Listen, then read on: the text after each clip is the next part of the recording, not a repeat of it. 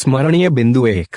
16वीं-17वीं सदी के दौरान हिंदुस्तान में करीब 85% लोग गांवों में रहते थे। 2 छोटे खेतिहर और भूमिहर संभ्रांत दोनों ही कृषि उत्पादन से जुड़े थे। 3 सबसे महत्वपूर्ण ऐतिहासिक ग्रंथ आईन-ए-अकबरी, जिसे अकबर के दरबारी इतिहासकार अबुल फजल ने लिखा था। 4 गुजरात, महाराष्ट्र, राजस्थान व ईस्ट इंडिया कंपनी के दस्तावेज भी इस काल के स्रोत हैं। 5 रैयत, मुजरियान, खुदकाश्त, पाहिकाश्त किसानों के लिए इस्तेमाल किए गए शब्द हैं। 6 मानसून भारतीय कृषि की रीढ़ था। 7 मौसम के 2 मुख्य चक्रों के दौरान खेती की जाती थी, एक खरीफ पतझड़ में, दूसरी रबी बसंत में। 8 कपास और गन्ने जैसी फसलें बेहतरीन जिन्स ए कामिल सर्वोत्तम फसलें थी।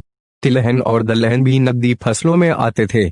मध्य भारत एवं दक्षिणी पठार की जमीन पर कपास उगाई जाती थी, जबकि बंगाल चीनी के लिए मशहूर था। 9 ग्रामीण समुदाय में 3 घटक थे, खेतिहर किसान, पंचायत और गांव का मुखिया, मुकदम या मंडल। 10 17वीं सदी में मारवाड़ में लिखी गई एक किताब राजपूतों की चर्चा किसानों के रूप में करती है। 11 जिन गांवों में कई जातियों के लोग रहते, वहां अक्सर पंचायत में भी विविधता पाई जाती थी। 12 कृषि समाज में महिलाएं मर्दों के साथ कंधे से कंधा मिलाकर खेतों में काम तथा बुआई, निराई और कटाई के साथ साथ पकी हुई फसलों का दाना निकालने का काम करती थी। 13 ग्रामीण समाज में किसानों और दस्तकारों के बीच फर्क करना मुश्किल होता था, क्योंकि कई ऐसे समूह थे जो दोनों किस्म का काम करते थे। मसलन बुआई और सुहाई के बीच या सुहाई और कटाई के बीच खेतिहर किसान दस्तकारी का काम करते थे। 14 समसामयिक रचनाएं जंगल में रहने वालों के लिए जंगली शब्द का इस्तेमाल करती हैं। 15 जमींदारों की समृद्धि की वजह थी उनकी विस्तृत व्यक्तिगत जमीन, इन्हें मिल्कियत कहते थे या निजी संपत्ति। 16 मुगलकालीन गांवों में सामाजिक संबंधों की कल्पना एक पिरामिड के रूप में की गई थी। 17 भू राजस्व के इंतजामात के 2 चरण थे, कर निर्धारण, वास्तविक वसूली। 18 इटली के एक मुसाफिर जोआनी कारेरी, जो लगभग 1690 में भारत से होकर गुजरा था, ने इस बात का बड़ा सजीव चित्र पेश किया है कि किस तरह चांदी तमाम दुनिया से होकर भारत पहुंचती थी। 19 छोटे गणराज्य जहां लोग सामूहिक स्तर पर भाईचारे के साथ संसाधनों और श्रम का बंटवारा करते थे। 20 आइन 5 भागों का संकलन है, जिसके पहले 3 भाग प्रशासन का विवरण देते हैं। 21 कृषक ग्रामीण समाज का एक मुख्य वर्ग था और उससे वसूले गए राजस्व पर ही पूरा प्रशासन और राजतंत्र आधारित था। 22 इस काल में जमीन ही बहुतायत मजदूरों की मौजूदगी तथा किसानों की गतिशीलता के कारण कृषि का लगातार विस्तार हुआ। सिंचाई कार्यों को राज्य की मदद मिलती थी। 23 पशुपालन और बागवानी में बढ़ते मुनाफे की वजह से अहीर, गुजर और माली जैसी जातियां सामाजिक सीढ़ी पर ऊपर उठी। 24 ग्राम पंचायत के अलावा गांव में हर जाति की अलग पंचायत होती थी। 25 जजमानी। 18वीं सदी के स्रोत बताते हैं कि बंगाल में जमींदार, लुहार, बढ़ई, सुनारों आदि को उनकी सेवा बदले रोज का भत्ता और खाने के लिए नकदी देते थे। इस व्यवस्था को जजमानी कहते थे। 26 ताकतवर लोग गांव के मसलों पर फैसले लेते थे और कमजोर वर्गों का शोषण करते थे। 27 मनसबदारी व्यवस्था मुगल प्रशासनिक व्यवस्था के शीर्ष पर एक सैनिक नौकरशाही तंत्र मनसबदारी था, जिस पर राज्य के सैनिक व नागरिक मामलों की जिम्मेदारी थी। 28 अकबर के शासन में भूमि का वर्गीकरण। एक पोलज वह जमीन है जिसमें एक के बाद एक फसल की सालाना खेती होती है और जिसे कभी खाली नहीं छोड़ा जाता है। 2 परौती वह जमीन है जिस पर कुछ दिनों के लिए खेती रोक दी जाती है ताकि वह अपनी खोई ताकत वापस पा सके। 3 चच्चर वह जमीन है जो 3 या 4 वर्षों तक खाली रहती है। 4 बंजर वह जमीन है जिस पर 5 या उससे ज्यादा वर्षों से खेती नहीं की गई है। अति लघु उत्तरीय प्रश्न 2 अंकों वाले। प्रश्न 1 खुद काश्त पाहिकाश्त में अंतर स्पष्ट कीजिए। प्रश्न 2 जिन इलाकों में प्रतिवर्ष 40 इंच या उससे ज्यादा बारिश होती है वहां किस चीज की खेती होती थी तथा कम और कमतर बारिश किसकी खेती? उत्तर चावल, गेहूं व ज्वार, बजारे। प्रश्न 3 17वीं सदी में दुनिया के अलग अलग हिस्से से कई नई फसलें भारतीय उपमहाद्वीप पहुंची, उनके नाम लिखिए। उत्तर मक्का अफ्रीका से। प्रश्न 4 जमा तथा हासिल क्या थे? उत्तर निर्धारित रकम, वसूली गई रकम। प्रश्न 5 19वीं सदी के कुछ अंग्रेज अफसरों द्वारा भारतीय गांवों को एक छोटे गणराज्य के रूप में देखा गया, यह कथन कहां तक सत्य है? उत्तर लोग सामूहिक स्तर पर भाईचारे के साथ। प्रश्न 6 पाया कौन थे? उत्तर जमीन के बदले सैनिक सेवा। प्रश्न 7 मुगलकालीन गांवों में प्रचलित जजमानी व्यवस्था को लिखिए। उत्तर, सेवाओं के बदले रोज का भत्ता तथा खाने की नकदी। प्रश्न 8, बटाई प्रणाली क्या थी? फसल को काटकर 3 बराबर। प्रश्न 9, कणकृत प्रणाली क्या थी? उत्तर, अंदाज से जमीन का आकलन। प्रश्न 10, जति प्रणाली क्या थी? उत्तर, यह कर निर्धारण की वास्तविक प्रणाली थी। इस विधि में कर निर्धारण अनुमान से नहीं होता था। प्रश्न 11, अकबरनामा कितनी जिल्दों में रचा गया? उत्तर, 3। प्रश्न 12, आइन कितने भागों का संकलन है और पहले 3 भागों के नाम लिखिए। उत्तर, 5 भागों। मंजिल आबादी, सिपह आबादी, मुल्क आबादी। प्रश्न 13, अकबर के समय में राज्य की भूमि की पैमाइश के लिए किस प्रकार का गज प्रयुक्त किया जाता था? उत्तर, बॉस का बना हुआ गज। यह 33 इंच का होता था और दोनों किनारे पर लोहे की पत्तियां लगी होती थी। प्रश्न 14, मुगल काल में साधारणतः प्रचलित सिक्के कौन से थे? उनका भार भी बताइए। उत्तर, एक था रुपया जो 11.5 माशा चांदी, दूसरा था दाम जो 1 तोला 8.5 माशा तांबे। उत्तर दीजिए लगभग 100 से 150 शब्दों में। प्रश्न 1, कृषि इतिहास लिखने के लिए आइन को स्रोत के रूप में इस्तेमाल करने में कौन सी समस्याएं हैं? इतिहासकार इन समस्याओं से कैसे निपटते हैं? उत्तर, आइन में कृषि इतिहास के संदर्भ में संख्यात्मक आंकड़ों की दृष्टि से विषमताएं पाई गई हैं। सभी सूबों से आंकड़े एक ही शक्ल में नहीं एकत्रित किए गए। मसलन, जहां कई सूबों के लिए जमींदारों की जाति के मुतलिक विस्तृत सूचनाएं संकलित की गईं, वहीं बंगाल और उड़ीसा के लिए ऐसी सूचनाएं मौजूद नहीं हैं। इसी तरह, जहां सूबों से लिए गए राजकोषीय आंकड़े बड़ी तफसील से दिए गए हैं, वहीं उन्हीं इलाकों से कीमतों और मजदूरी जैसे इतने ही महत्वपूर्ण मापदंड इतने अच्छे से दर्ज नहीं किए गए हैं। कीमतों और मजदूरी की दरों की जो विस्तृत सूची आइन में दी गई है, वे साम्राज्य की राजधानी आगरा या उसके इर्द गिर्द के इलाकों से ली गई है। जाहिर है कि देश के बाकी हिस्सों के लिए इन आंकड़ों की प्रासंगिकता सीमित है। इतिहासकार आमतौर पर यह मानते हैं कि इस तरह की समस्याएं तब आती हैं जब व्यापक स्तर पर इतिहास लिखा जाता है। आंकड़ों के संग्रह की अधिकता से छोटी मोटी चूक होना आम बात है और इससे किताबों के आंकड़ों की सच्चाई को कम करके नहीं आंका जा सकता। प्रश्न 2, 16वीं-17वीं सदी में कृषि उत्पादन को किस हद तक महज गुजारे के लिए खेती कह सकते हैं? अपने उत्तर के कारण स्पष्ट कीजिए। उत्तर, 16वीं-17वीं सदी में दैनिक आहार की खेती पर ज्यादा जोर दिया जाता था, लेकिन इसका यह मतलब नहीं था कि उस काल में खेती केवल गुजारा करने के लिए की जाती थी। तत्कालीन स्रोतों में जिन्स ए कामिल अर्थात सर्वोत्तम फसलें जैसे लफ्ज मिलते हैं। मुगल राज्य किसानों को ऐसी फसलों को खेती करने के लिए बढ़ावा देता था, क्योंकि इनसे राज्य को ज्यादा कर मिलता था। कपास और गन्ने जैसी फसलें बेहतरीन जिन्स ए कामिल थीं। चीनी, तिलहन और दलहन भी नकदी फसलों के अंतर्गत आती थीं। इससे पता चलता है कि एक औसत किसान की जमीन पर किस तरह पेट भरने के लिए होने वाले उत्पादन और व्यापार के लिए किए जाने वाले उत्पादन एक दूसरे से जुड़े थे। प्रश्न 3, कृषि उत्पादन में महिलाओं की भूमिका का विवरण दीजिए। अथवा 16वीं-17वीं शताब्दियों के दौरान मुगल साम्राज्य के अंतर्गत कृषि समाज में महिलाओं की भूमिका स्पष्ट कीजिए। फॉरन 2014। उत्तर, मध्यकालीन भारतीय कृषि समाज में उत्पादन प्रक्रिया में महिलाओं की भूमिका महत्वपूर्ण थी। खेतिहर अर्थात किसान परिवारों से संबंधित महिलाएं कृषि उत्पादन में सक्रिय सहयोग प्रदान करती थीं तथा पुरुषों के कंधे से कंधा मिलाकर खेतों में काम करती थीं। पुरुष खेतों की जुताई और हल चलाने का काम करते थे।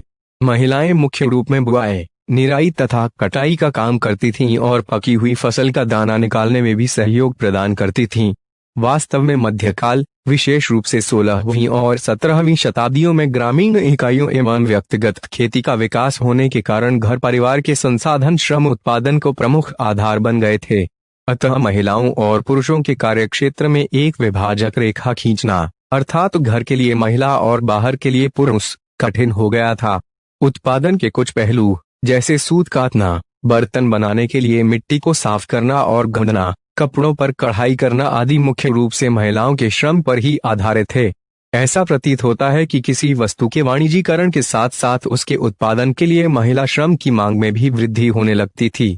किसान और दस्तकार महिलाएं न केवल खेती में सहयोग प्रदान करती थीं अपितु आवश्यकता होने पर नियोक्ताओं के घरों में भी काम करती थीं और अपने उत्पादन को बेचने के लिए बाजारों में भी जाती थीं। उल्लेखनीय है कि श्रम प्रधान समाज में महिलाओं को श्रम का एक महत्वपूर्ण संसाधन समझा जाता था, क्योंकि उनमें बच्चे उत्पन्न करने की क्षमता थी। किंतु बार बार बच्चों को जन्म देने तथा प्रसव के समय मृत्यु हो जाने के कारण महिलाओं की मृत्यु दर बहुत ऊंची थी। अतः समाज में विवाहित महिलाओं की संख्या अधिक नहीं थी। भूमिहर भद्रजनों अर्थात जमींदारों के परिवारों में महिलाओं के पुश्तैनी संपत्ति के अधिकारों को मान्यता प्रदान की जाती थी। तत्कालीन पंजाब के दस्तावेजों में अनेक ऐसे उदाहरण हैं जिनमें महिलाओं, मुख्य रूप से विधवाओं के पुश्तैनी संपत्ति के विक्रेता के रूप में अधिकारों की पुष्टि की गई है। इसका स्पष्ट अभिप्राय यह है कि पति की मृत्यु के बाद विधवी का उसका पुश्तैनी संपत्ति में भाग स्वीकार किया जाता था। समकालीन स्रोतों में उपलब्ध उदाहरणों से स्पष्ट होता है कि अनेक हिंदू और मुस्लिम महिलाओं ने उत्तराधिकार में जमींदारियां प्राप्त की थीं। वे उन जमींदारियों को बेच सकती थीं अथवा गिरवी भी रख सकती थीं। बंगाल में भी महिला जमींदारों का उल्लेख मिलता है। उदाहरण के लिए 18वीं शताब्दी की सर्वाधिक विशाल एवं प्रसिद्ध जमींदारी की कर्ता धर्ता एक महिला थी। किंतु हमें याद रखना चाहिए कि महिलाओं की जैव वैज्ञानिक क्रियाओं से संबंधित पूर्वाग्रह अब भी विद्यमान थे।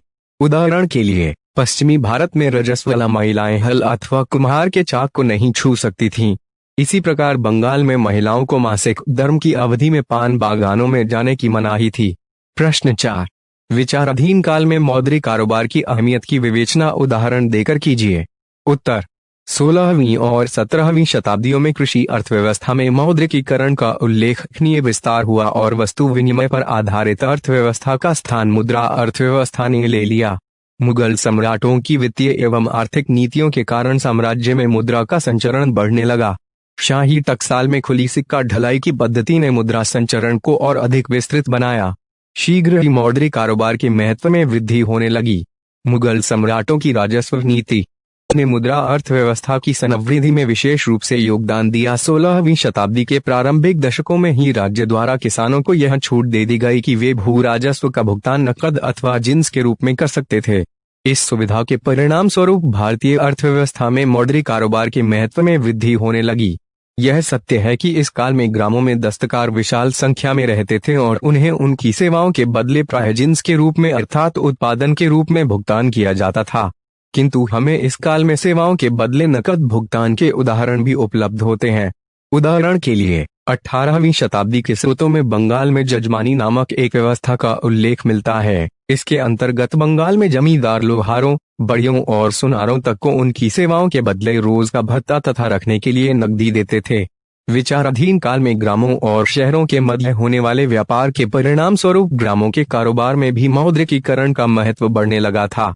ग्राम समुदाय महाजनों और बंजारों के माध्यम से कस्बों और शहरों को अनाज भेजते थे। इस प्रकार ग्रामों में पैसा वापस आ जाता था। मुगल साम्राज्य के केंद्रीय क्षेत्रों में कर की गणना और वसूली भी नकद रूप में की जाती थी। किसान सुविधा एवं इच्छानुसार अनाज अथवा नकद रूप में भू राजस्व का भुगतान कर सकते थे, किंतु राज्य नकद रूप में भू राजस्व प्राप्त करना अधिक अच्छा समझता था। निर्यात के लिए उत्पादन करने वाले दस्तकारों को भी उनकी मजदूरी का भुगतान अथवा अग्रिम भुगतान नकद रूप में ही किया जाता था। व्यावसायिक फसलों के उत्पादन ने भी मौद्रिक कारोबार में वृद्धि की। कपास, रेशम अथवा नील जैसी फसलें पैदा करने वाले अपनी फसलों का भुगतान नकदी में ही प्राप्त करते थे। यही कारण है कि हमें 17वीं शताब्दी के सभी भारतीय ग्रामों में सराफों का उल्लेख मिलता है। जमींदारियों के विस्तार ने भी मौद्रिकीकरण के विकास को बढ़ावा दिया। जमींदारों ने किसानों को कृषि योग्य भूमि के विस्तार के लिए प्रोत्साहित किया। उन्होंने किसानों को कृषि संबंधी उपकरण तथा उधार देकर वहां बसने में सहायता प्रदान की। जमींदारियों के क्रय विक्रय ने ग्रामों में मौद्रिकीकरण की प्रक्रिया को तीव्र बनाया। जमींदार किसानों से राजस्व की मांग नकद रूप में करते थे। वे अपने स्वामित्व की जमीनों की फसल भी बेचते थे। समकालीन स्रोतों से पता चलता है कि जमींदार प्राय अपने बाजारों अथवा मंडियों की स्थापना कर लेते थे। किसान यहाँ अपनी फसल बेचकर नकदी प्राप्त कर लेते थे और जमींदार को कर का भुगतान भी कर देते थे। कारोबार में मौद्रिकीकरण का महत्व बढ़ने के परिणाम स्वरूप किसान उन्हीं फसलों के उत्पादन पर बल देने लगे जिनकी बाजार में पर्याप्त मांग थी और जिनकी अच्छी कीमत मिलती थी। व्यापार के विस्तार ने भी मौद्रिकीकरण को प्रोत्साहन दिया। भारत से निर्यात की जाने वाली वस्तुओं का भुगतान करने के लिए भारी मात्रा में चांदी भारत आने लगी।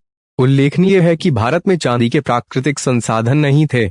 इस प्रकार बाहर से विशाल मात्रा में चांदी आना भारत के लिए वरदान सिद्ध हुआ। इसके परिणाम स्वरूप 16वीं से 18वीं शताब्दी के काल में भारत में धातु मुद्रा, विशेष रूप से चांदी के रुपयों की उपलब्धि में स्थिरता बनी रही। इससे वहां एक और अर्थव्यवस्था में मुद्रा संचरण को बढ़ावा मिला तथा सिक्की ढलाई के कार्य का विस्तार हुआ। वहीं दूसरी ओर साम्राज्य को अधिकाधिक राजस्व नकद रूप में प्राप्त होने लगा। प्रश्न 5, उन सबूतों की जांच कीजिए जो ये सुझाते हैं कि मुगल राजकोषीय व्यवस्था के लिए भू राजस्व बहुत महत्वपूर्ण था। उत्तर, वित्त साम्राज्य रूपी शरीर का मेरुदंड होता है, अतः लगभग सभी मुगल सम्राट साम्राज्य को सुदृढ़ वित्तीय आधार प्रदान करने के लिए सदैव प्रयत्नशील रहे।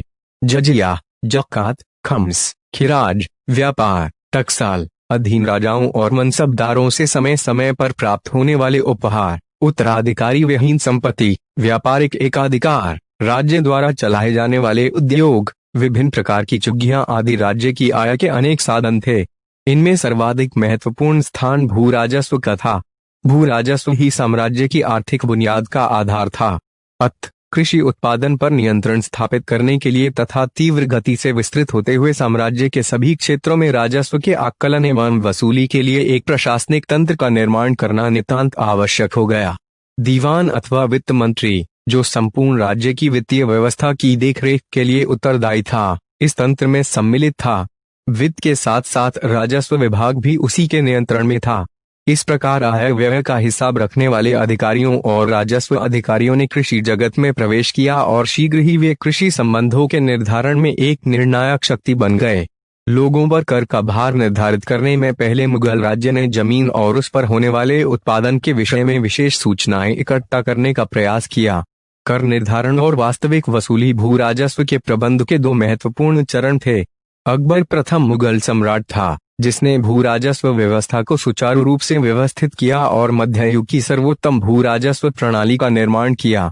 उसने अपने सुयोग्य वित्त मंत्री राजा टोडरमल के सहयोग से भू राजस्व व्यवस्था के क्षेत्र में जिस प्रशंसनीय प्रणाली को स्थापित किया, वे संपूर्ण मुगल काल में भू राजस्व व्यवस्था का प्रमुख आधार बनी रही। इस प्रणाली को इतिहास में दहसाला प्रबंध, आईन दहसाला, जब्ती प्रणाली एवं राजा टोडरमल की भू राजस्व पद्धति आदि नामों से जाना जाता है। अकबर के शासनकाल में भू राजस्व की दो अन्य प्रणालियां भी प्रचलित थीं। ये थीं 1. गलाबख्शी प्रणाली, 2. नस्क अथवा कनकूत प्रणाली। दहसाला व्यवस्था 1580 ईस्वी में साम्राज्य के 8 महत्वपूर्ण प्रांतों दिल्ली, आगरा, अवध, इलाहाबाद, मालवा, अजमेर, लाहौर और मुल्तान में प्रचलित की गई। दहसाला व्यवस्था की प्रमुख विशेषताएं: 1. भूमि की पैमाइश। इस प्रणाली के अंतर्गत ऊपर लिखे गए 8 प्रांतों की समस्त कृषि योग्य भूमि की पैमाइश 8 अंगुल व इलाही गज से करवाई गई। 2. भूमि का वर्गीकरण। पैमाइश के बाद काश्त की निरंतरता के आधार पर समस्त भूमि को पोलज, परौती, चचर और बंजर इन 4 भागों में विभक्त कर दिया गया। पोलज सर्वाधिक उपजाऊ भूमि थी, जिस पर सदैव काश्त होती थी। परौती अपेक्षाकृत कम उपजाऊ थी। 2-3 वर्ष तक निरंतर खेती करने के उपरांत इसे एक आध वर्ष के लिए पड़ती खाली छोड़ दिया जाता था। छछर भूमि को एक फसल के बाद पुनः उर्वरा शक्ति प्राप्त करने के लिए 3-4 वर्ष के लिए खाली छोड़ना पड़ता था। बंजर सर्वाधिक निम्न कोटि की भूमि थी। राज्य का भाग निश्चित करना। जैसा कि पहले बताया जा चुका है, कर निर्धारण और वास्तविक वसूली मुगल भू राजस्व प्रबंध के 2 महत्वपूर्ण चरण थे। वास्तविक वसूली अर्थात वास्तव में वसूल की जाने वाली रकम हासिल के नाम से जानी जाती थी। राज्य राजस्व निर्धारण के समय अपना भाग अधिक से अधिक रखने का प्रयत्न करता था, किंतु स्थानीय परिस्थितियों के कारण कभी कभी वास्तव में इतनी वसूली नहीं हो पाती थी, इसलिए जमा और हासिल में काफी अंतर हो जाता था। पोलज और परौती श्रेणियों की भूमि से राज्य उपज का 1/3 भाग भू राजस्व के रूप में लेता था। नकद मूल्य निश्चित करना।